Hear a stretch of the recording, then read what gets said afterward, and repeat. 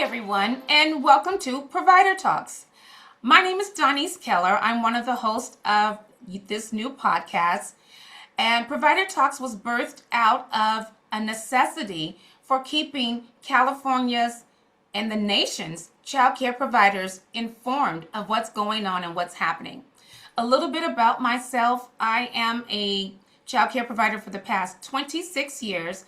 I am located in Contra Costa County, and I've been an advocate and long-standing member of the community for such a long time. Childcare is my passion, so I'm gonna pass it over to Zoila. Thank you, Ms. Donise. Thank you for the beautiful introduction of our first episode.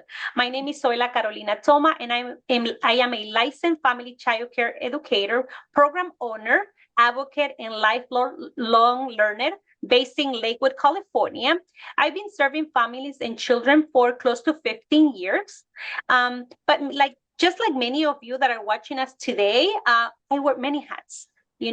Business owner, cook, cleaner, mentor, advocate, and sometimes even a driver for school pickups and drop-offs.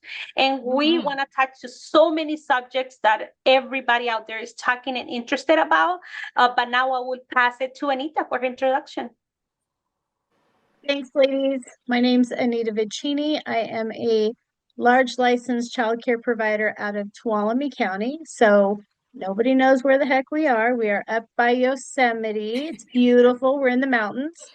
I've been a childcare provider just starting my 15th year. Just like these ladies, lifelong learner, back to college I go. Advocating for the children that we take care of and the families that bless us with caring for their children. So I'm going to send it back to Miss Donise. Thank you, ladies. It's a privilege for me to be here with the two of you with so many years of experience, so much knowledge in your heads, and just advocacy. When I look at the two of you, I think about how many fights and struggles and things that we have worked on together. So Provider Talks is just going to be a great resource for families, for early childhood educators out there. We want to start coming together and uplifting ourselves as a profession, getting the resources that each of you need and information. So with that being said, let's get to tonight's topic. Tonight, we want to talk about Title 22, Section 102417, and that is the 80-20 rule. There's so much to be said about that. So I'm going to pass it to Zoila. What do you think about this rule, and how does it help us or benefit us, or how does it hurt us? Well, this rule, let's start with that is ancient, right? The Title 22 hasn't been updated. I believe we have these pins that come to us, with some updates and all that. But I feel like when it comes to Title 22 itself, it hasn't been updated, and times change, right? We are advocating for self-care, for example, right? And when it comes to even to go to the doctor, it still is hard when the 80-20 rule, right? If you step out for the doctor, if your doctor is around the corner, you might come back easy. And also depending that the kind of insurance that you have. Some insurance, you go by appointment, you go in and out and quick. Some of us have to wait a little longer before we are seen by the physician, right? Or we have to go through labs and things like that. And this rule is not fair for many educators. It's not fair for many providers. Anita live in a rural area. And how's the visits to the doctor, Anita, for you? Do you go in and out and you're back in your program right away? No, or it takes longer? No. I mean, we have doctors close. We're in a small community up here. So we do have a hospital. We're not that backwoods, right? We have a hospital, we have doctors here. But if you need to see a specialist, you're traveling. And our closest town that has like good specialty doctors, hour and 15 minutes away. So now you're 2.5 hours just travel time. That's not including getting into the doctor. What if the doctor runs late? because doctors are always behind, right? So Mm-hmm. let's say you're half an hour behind. Okay, now we're hit the 3 hour mark. We haven't even had the appointment yet. Same thing with the dentist. My dentist is in Modesto, which is, like I said, an hour and 15 minutes away. So do I close for the day? Do I take a chance and hopefully the state doesn't come? Like, how do you do it? It's you hopefully you find a place that does Saturday appointments, which my dentist does. Um, but it's not just about the rural communities either. What about the big cities? What if you live in LA, San Diego, Sacramento, San Francisco? You guys' traffic is nuts. Yeah, it's Just think, true. even if, so let's say your doctor's a 15-minute drive from where you live, right? You should be able to get to the doctor 15 minutes, get back home, you're a half an hour. Let's say your appointment takes an hour, it's an hour and a half. Listen, ladies, I know how traffic is in LA. You ain't Right. going anywhere close in 15 minutes. There's times where yes, it can be quick. There's times you're stuck. So it's not just a rural community problem. It's a California problem. It's a provider problem no matter where you're at. So, I mean, I personally think if our assistants that work with us have to be fingerprinted, CPR certified, mandated reporters. I mean, we know the list, right? That's a We good have to point. do all that, but Mm-hmm. yet we can't trust to leave them alone for more than 2 hours. If you're a 10-hour day, that's a 10-hour day, right? Right. That's saying you have 10 hours. If you're open 12 hours, of course, your 20% is a little different. But why do we have to go through all this stuff for our assistants if we can't trust them to be with our kids more than 80% of the time they can't be by themselves for more than 20%. That's ridiculous. Why the background check? It just doesn't seem to make sense. Let me read what the rule says. Family child care providers must be present in the home during operating hours. However, licensing employees an 80/20 rule for coverage during temporary absences, such as doctor's visits. This means you must supervise the children at least 80% of the time they are in care each day. Now I need to clarify that because some providers think it's 80% of the time that you're open. So you can still be open and go on vacation and have your employees there while you're on vacation. I have Nope. heard of so many providers getting into trouble with licensing because they went on vacation and left their facilities open. No, it's an 80/20 rule per day. Okay? Per day. Per day, right. If needed, you may be absent a maximum of 20% of the time to attend appointments or meetings. During those limited times when you are present, there must be a qualified adult supervising the children. Now, that's the point that Anita talked about. When we hire people, they must meet the requirements. They have to go through the background check. They have to be CPR certified. They have to have the mandated reporter training. They have to have the TB test. So we go through all of these things to make sure that they are qualified to be in the home, but yet Can't leave them. you can't trust them enough to be alone with the children for 20% of the time. Then why are they even present? And what does that mean for us? I mean, it ties us to our homes. One of the things that I want to talk about is when you go to a center directors don't have to be present for 20% of the time while they're open. So why is family child care held to such a higher standard? It's It's really, crazy. it It's is. It is. crazy. And what Anita just mentioned, the math is not adding up, The right? math does If not math for Math is sure. not. because Math doesn't math. right, because I'm like, if you are open 10 hours, like you just mentioned, an hour and a half when just in your doctor visit, and you provide transportation, Right. Right. where is that? Because even when you are out for doing transportation, Mm-hmm. it's counting against you, It's Yeah. counting right? against you. And that So means God that forbid you have kids at multiple schools that you have to pick up. And We we have a most provider in Bakerfield that does y'all know her, that does drop-offs and pickups. I guarantee you she's gone for more than 2 hours. That girl is busy, but it's a service that her families need. She's not Right. doing anything wrong, right? She's working. She's working, but those hours count against your 20%. That's nuts. That's just Right. nuts to me. I don't know. And you And know then what the crazy, I'm sorry, Anita, the crazy part of this that we're mentioning right now is that while those children are in our vehicle under my care, they still count in my ratio, even Right. though they're right? not in the home yet. But Yes. Yep. Isn't I'm that still crazy? considered out of compliance if I go over those 2 hours in a 10 hours service operation hours. But if it's longer, 12 hours, it will add it up a little bit more. But it's still, some compliance can also be harmful. Yeah. What about our mental health? Okay. I'm open from 6 a.m. to 6 p.m. That is 12 hours That's a a day. lot.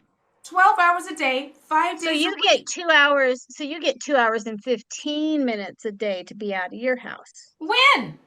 What I'm caring for children constantly. I I know, I wish. know, I would love a right? 2 hour break out of the house every day. But what other industry requires you to work that many hours? And But they're going to say that they don't require us. We set our own hours, right? We set our own hours. We do all that on our own. So that's on us. That's what the state would say. My assumption, of course, just my assumption. true. But they No, don't but do you're not it. wrong. They don't You're do not it. If wrong, they Anita. came in and did what we did, things might change a little bit, right? They would see how hard it is for them to come do family childcare like we do on a daily basis, Daily. Mm-hmm. dealing with children, dealing with sometimes it's dealing with their parents, girls, um, and then still trying to figure out how to take care of yourself, how to get to those doctor's appointments, how to see the dentist, how to work, get to the vision exams. How do you do that? I'd like to see them do it and tell us how that 80/20 rule makes sense. It doesn't And then now. let's talk about co-licensing. Some people Mm, think that if you put, like my husband, for instance, he's not on my license. Yes, he is fingerprinted. He works here with me, but he is not a co-licensee. I am on my license by myself. yes. If he was on my license with me, that same rule applies to him as well. So it doesn't mean that because I am there, let's say I'm there all day long, I'm open 10 hours, I'm there all 10 hours. My husband still can't leave for more than 2 hours out of that day.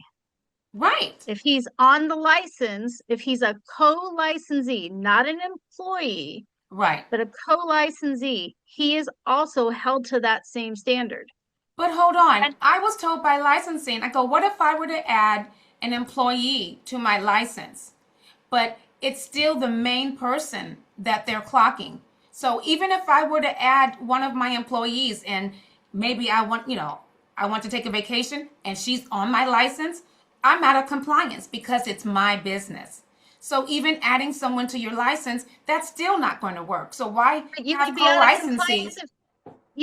compliance if she went on vacation Yes, because she's a co-licensee. How does that make sense? It just, I there's don't no know. workaround. It but you also have frustrates to the heck out of me.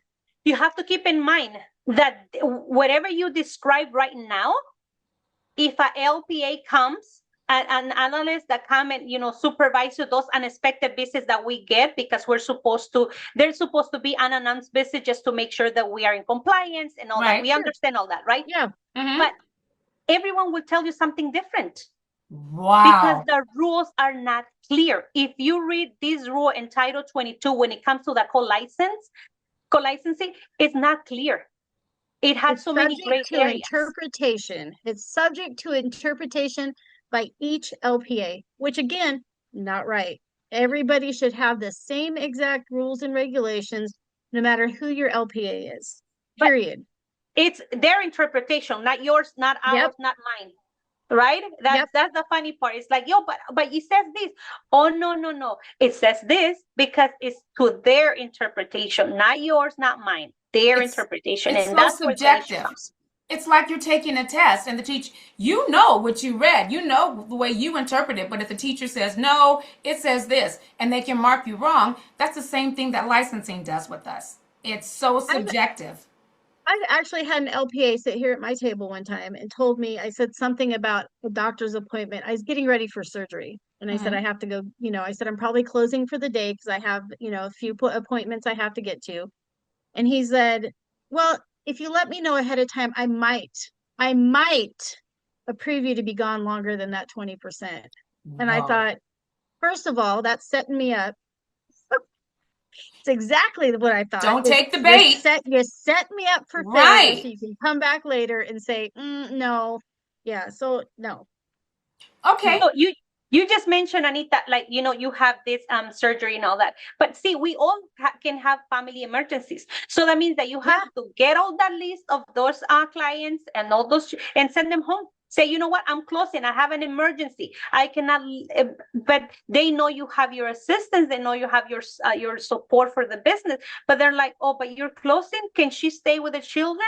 Oh no, not. It goes against the regulation. And now you have to ask everybody to leave their job, their responsibilities yep. as well. Everybody depends on us. Okay, so I'm gonna go back to that point. Thank you for saying that, Zoila. So, Anita, you said earlier it's our choice. Listen, we're in this because we are servicing our families. These Because we're families needed. work these hours, so we have to be open early enough to receive them before they go to work. Let's say they work 8 hours. There's an hour for commuting beforehand, and then the hour commuting afterwards. I'm just giving, rough numbers and Sure. whatnot. And they have to have So lunch somewhere in there too, thank you. So right? that's what's it's not that it's my choice to work this many hours a day. No, it's part of the service that we offer. And if we didn't, we wouldn't have all of these clients. We wouldn't be Yeah. in business. No, I agree. We can't do a 10-hour. I mean, my day's not a 10-hour day either. To me, 10-hour day is a lot easier to discuss when you're doing 80/20, right? Sure. 8 hours, 2 hours Hmm. gone. It But would you're be right. nice. It would But be you're nice. I would right. love to I be mean, open for eight they hours. have to have travel time to and from work. Everybody gets a lunch, whether it be a half hour or an hour lunch. Plus, they still Exactly. work in their 8 hours. Again, I would like to see the people that make these decisions do the same things we do and tell us how this works for them, how this is fair for them. And I'm not trying to leave my childcare business for weeks at a time, No. right? When we No. go on vacation or we go to a conference, we close. We do close. We don't leave anybody else here. Um, but things happen. Like Mm-hmm. you said, family emergencies happen. If I have to leave right now, if I get a phone call and have to leave right now, I'm the least of my worries is who I'm leaving the kids with because I trust the people that work for me. That's the whole I point. trust that Yeah. these kids are safe with them. So I'll deal with licensing later. I'm going to head to the airport or I'm going to head to where I need to be and call parents as I'm driving down the road Yes. to figure out, a pickup time. But I But mean, Anita, I don't know. The 80/20 Anita is and just Donise, a little ridiculous. it's a little bit unfair when we hear these comments. I'm like, you said you choose to be working in this field. It's by option. You can do something else. It's so unfair because it's like if we all think this way, nobody will be doing these jobs. No. Why do we have a shortage of in Mhm. education teachers? Why do we have a shortage in an industry? Is because we don't take care of our educators. Mm-hmm. You expect so much and we don't take care of them. And so it's not fair. And we have to be kind in that matter. We just cannot assume that because who's gonna be doing the early education? Who's gonna be True. taking care of your children? Who you gonna rely on?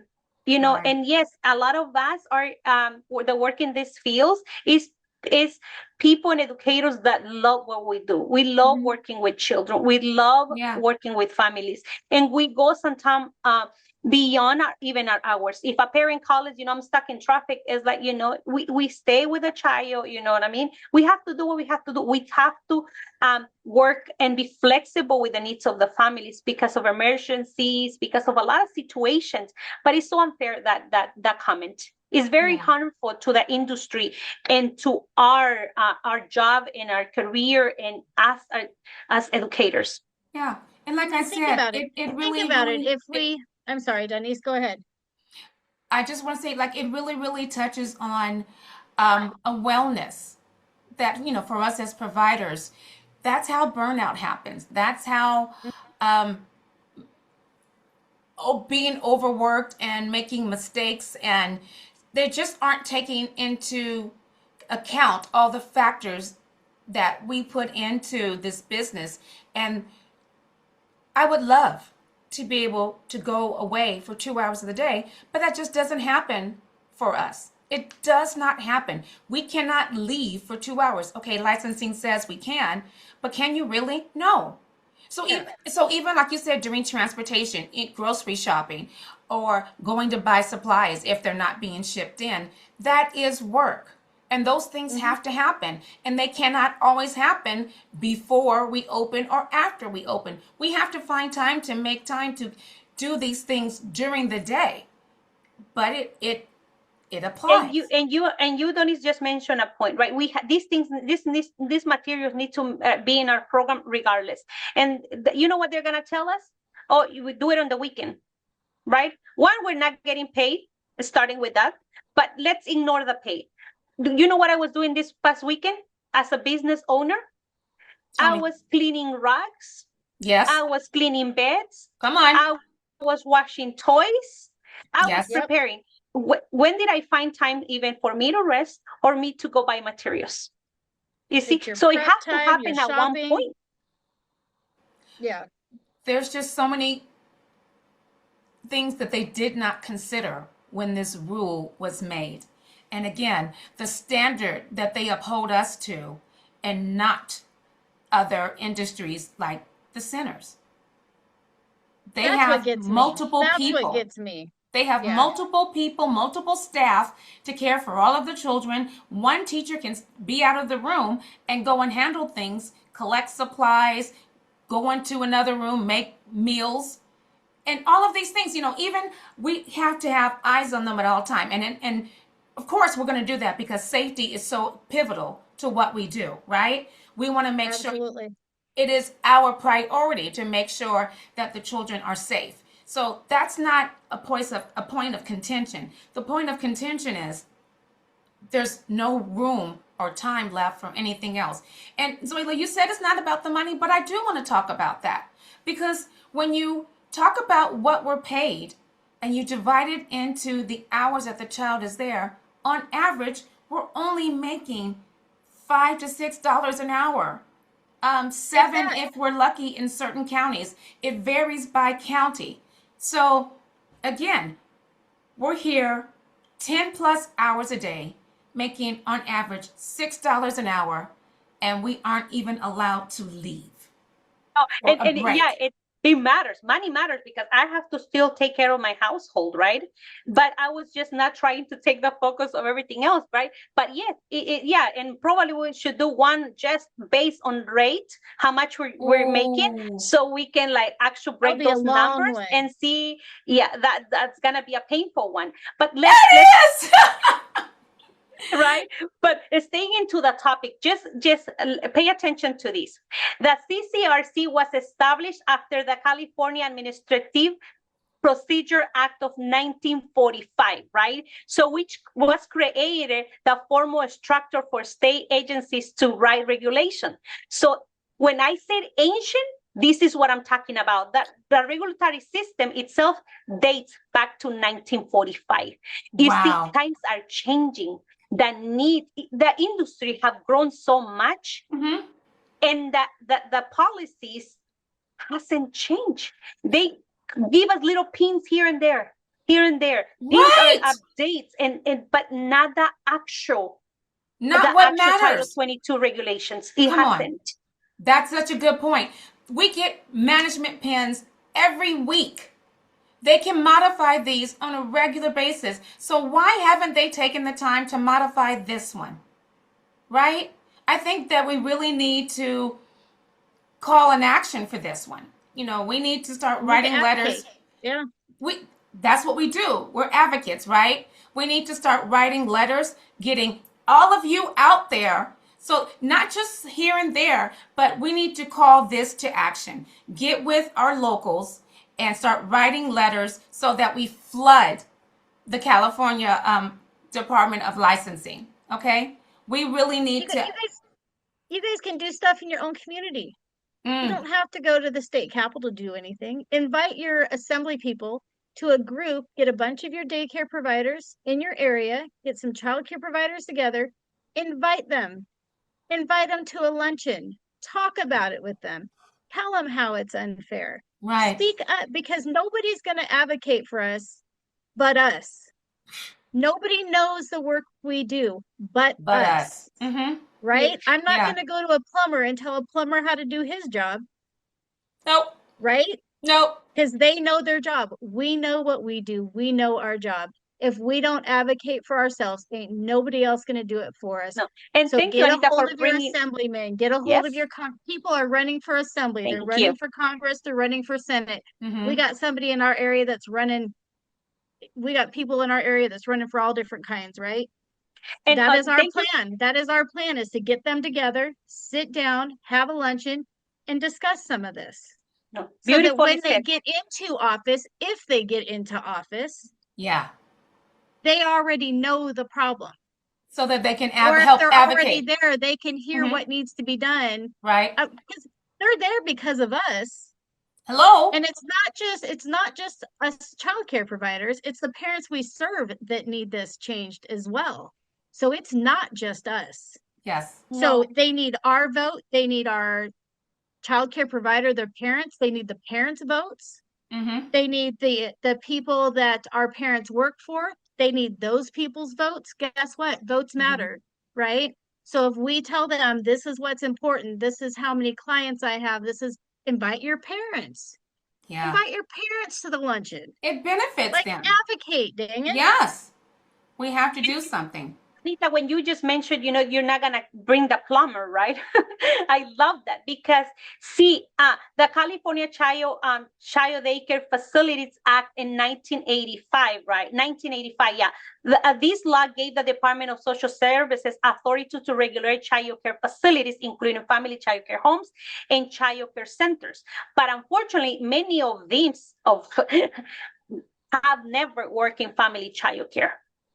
No. And they No. still don't are turning, not listening to us, to when we bring certain things to the table, a certain concerns that they're like, oh, we need to address this. These issues are affecting us. How can we work and and come together so we can find a middle ground to work with us, not against us, not against the families, but they're doing this and they're not listening. So yes, I know this is not a platform for political issues and all that, but it touches, it connects regardless. So, the invitation comes, for those family educators out there to get involved.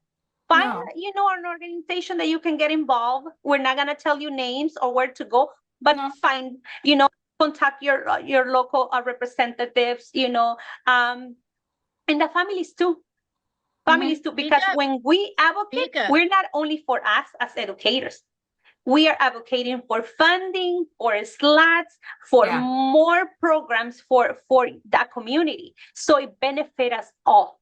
It does. And we advocate for all over California, not just our areas, people. No, we advocate for, I'm in the mountains. I advocate for people in the big cities as well. I advocate for, just the same as Donise and Zoila. We advocate for everybody, not just ourselves, because this needs to change. But it takes an army to get anything done. We can't do it by ourselves. One or two people can't do it. It needs a bunch of us to get on board and talk to our legislative people and let them know that this is not, and it's not that we're trying to get by with anything. We're not trying to pull one over on somebody. We're not trying to leave for months at a time. We're not moving away and having somebody run our daycare, right? No. But we need to be able to take care of ourselves. We need to be able to go to the doctor. We need to be able to go to the dentist. We need to take care of ourselves. We're not trying to let our business go in the hands of somebody else. No. But we need that support. The 80-20 rule is not We have professionals helping us. We keep making the remark. These staff that we have in our programs have gone to background checks, CPRs, trainings, health and safety led They have done so much to be capable of staying in our programs, managing our program, as well as taking care and educating our children. That's what they got hired. Right? Right. That's what Yep. they go, just like in my business, in my program, when I am gonna hire someone, I do the same thing any other organization or company is gonna do. We go through several interviews. Yes. Right? Because we want Background to make checks are sure. done. All the I's are dotted and the T's are crossed, because we just don't want to let anybody into our doors. We are liable for all that. So we're going to do the legwork to make sure that whoever is watching your children alongside us is capable of doing the job. So now, ladies, I want to bring it back to how we can change this. All three of us talked about how strong advocates we are and the work that we do behind the scenes. But I think what we really need to do is we need to get out our pens and our cell phones, start writing letters, flooding the governor's office, and maybe seeing if we can make some real change. As Zoila, our resident statistician, that's right. He's got all the numbers, girl. I'm telling I you. love her for that. Thank you, Love it. Zoila. But it's antiquated. It was done in 1940. What you say? 40? 55 That and was the before. other one in 1985, I believe. So Okay, they're decades behind. way before any of us were even born. Way before childcare went into 10 to 12 hours days. Okay, it wasn't happening then. So it didn't matter at that time. Maybe those were like school hours, okay, when this stuff was written. So it needs to be revamped. Like I said, management bulletins happen all the time. Revisions come out weekly, monthly. This one needs to be touched on, and it needs to happen, Yep. not today, but yesterday. So I'm calling on all of you out there. Start writing letters to our governor. Start writing letters or making phone calls, right, to the governor's office, to your local county assembly person. We need to flood their offices with calls to revise the 80-20 rule. And once again, just so I can give you the numbers, when you talk about it, it is, let me get the right number. It is Title 22, section, somebody give me the section. Oh, I went hold into on. the wrong. It is section 102417A. Perfect. Let's So start I writing challenge letters. you guys. If Mhm. you are close enough to Sacramento, do a field trip day. Call your assemblyman. I'm 2 hours away and I've done this. So call your assemblyman, call your senator, make an appointment. First of all, it's going to teach the kids about government, right? Take your kids with you, Bring folks. them. Bring them Bring all. the children. Bring the children. See Trip, if you a can get a family couple of trip. parents to Field come with trip. you. Field trip. See if you can get a couple parents to come with you and go talk to them. Go sit in their office and talk to them.